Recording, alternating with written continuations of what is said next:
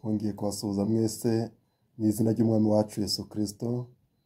Mwese abari hafi ndetse n'abari kure, mukaba muduteze amatwi ndetse mukaba mudukurikiranye kuri channel ya Nine Hope TV. Mwese turabakiriye kandi tubahaye ikaze. Imana ibahe umugisha. Dufite icyigisho twabateguriye, icyigisho twifuza yuko wasobanukirwa n'ubushake bw'Imana ku buzima bwawe.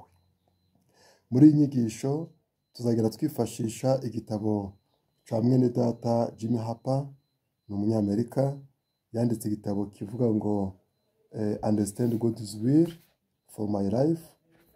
Tugeranije mu Kinyarwanda tugendekereje ni ugusobanukirwa n'ubushake bw'Imana ku buzima bwawe. Jimmy ni ijambo rihinnye ariko ubundi risobanura James cyangwa se Yakobo. Ba Yakobo barimo kutwumva rero turabakunda cyane. Ndizera ko mwarangije gukanda kuri subscribe ndetse n'abandi tarabikora, mwihutire kubikora kugira ngo inyigisho zacu muje muzibonera ku gihe. Turasoma mu gitabo cy'umuhanuzi Yeremiya ibice 29 duhere ku murongo wa 11 tugeze ku murongo wa 4. Erega nzi ibyo nibwira nzabagirira, ni amahoro si bibi, kugira ngo mbaremo umutima w'ibyo muzabona hanyuma, niko Uwiteka avuga. Kandi muzanyambaza, muzagenda munsenga, nanjye nzabumvira. Muzanshaka mu mbone, nimunshakana umutima wanyu wose. Amen. Turongera dusome mu rwandiko rwa mbere rwa Yohana, ibice 3 n'umurongo wa 3. Dusoma mu izina rya Yesu. Bakundwa, ubu turabana b'Imana, ariko uko tuzamera ndi kurerekanwa. Icyakora icyo nzi nuko Yesu niyerekanwa tuzasa nawe, kuko tuzamureba uko ari. Kandi ufite ibyo byiringiro muri we yiboneze nk'uko wo aboneye. Amen. Ubwoko bw'Imana, twongeye kubishimira muri iki gitondo, tubatangariza umugambi mugari w'Imana. Imana igufiteho umugambi wa mbere igufiteho nuko uba umwana wayo, ikakubera data, nawe ukaba umwana wayo, ikatubera Imana natwe tukayibera ubwoko bwayo. Niyo mpamvu kwitwa ubwoko bw'Imana ni iby'igiciro gikomeye cyane. Muri Yohana niho tubwira ngo icyakora abamwemeye bose Imana yabahaye ubushobozi bwo kwitwa abana b'Imana.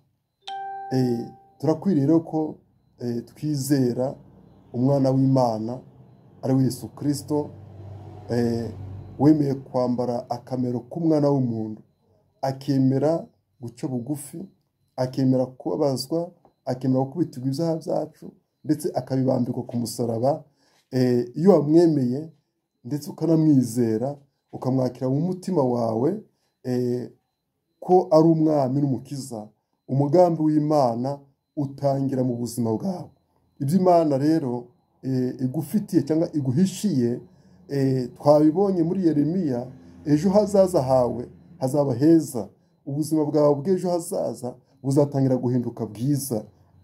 Niyo mpamvu ubuzima bwiza butangirira muri Yesu Kristo.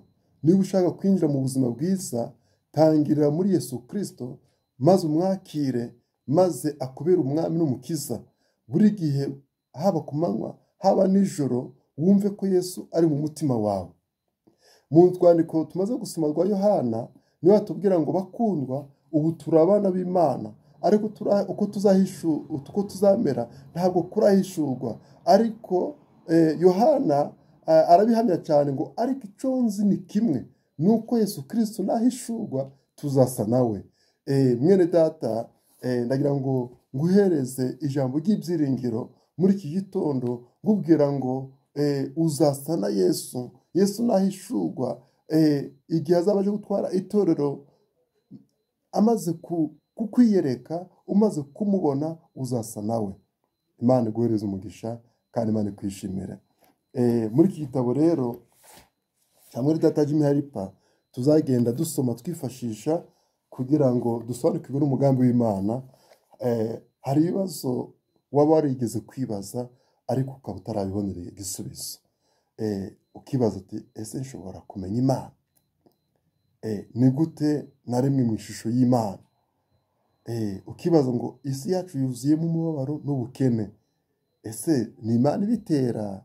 Ni Satani ubitera? Ukibaza ngo ese Imana irahana? Ese yabimpanira amakosa n'ibibi naba nakoze?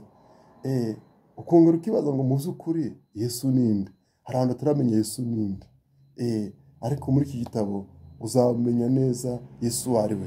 Tuzagenda tubirebera hamwe, tuzarangiza iyi nyigisho Yesu umaze kumenya uwo ari we. Ese Imana yabikoresha Satani mu nyungu zayo? Kuko muri iyi si harimo ibibi n'ibyaha byinshi. Ndasenga ariko Imana ndija isubiza amasengesho yanjye. Ese ni ukubera iki? Kuko Imana igabira abandi umugisha ariko njye ikawunyima. Ni ibibazo urimo kwibaza. None ukibaza ikindi kibazo ngo kuko navutse, none se ni ubuhe bushake bw'Imana ku buzima bwanjye? Ukibaza ikindi kibazo ngo ni iki nakora kugira ngo mbeho mu buzima busobanutse kandi buhesha Imana icubahiro. Niba warigeze kwibaza kuri ibi bibazo kandi ukaba utarayibonera igisubizo, ndagira ngo ubwire ngo iki gitabo gishobora kuba icyawe. Iki gitabo uzagisome, iki gitabo uzagisome kuva kuri paji ya mbere kuza kuri paji ya nyuma. Ibibazo byose tumaze kubona aha ngaha uzayibonera igisubizo. Watwandikira ukaduha aderesi yawe, aho waba uri hose iki gitabo tuzakikugezaho. Abari kure mu mahanga barimo gutwumva bakaba batabasha kubona iki gitabo kuri hard copy, twabahereza soft copy kuri mukayisanga kuri site yacu ya website www.9hope.com cyangwa se understandgodiswill.com. aho ngaho wahabona soft copy y'igitabo muri wifuza. Ushaka soft copy mu cyongereza wayibona ukayikurura, mu Giswahili wayibona ukayikurura, mu Gifaransa wayibona ukayikurura, ndetse no mu rundi rurimi wifuza, kuko iki gitabo kimaze guhindurwa mu ndimi 33.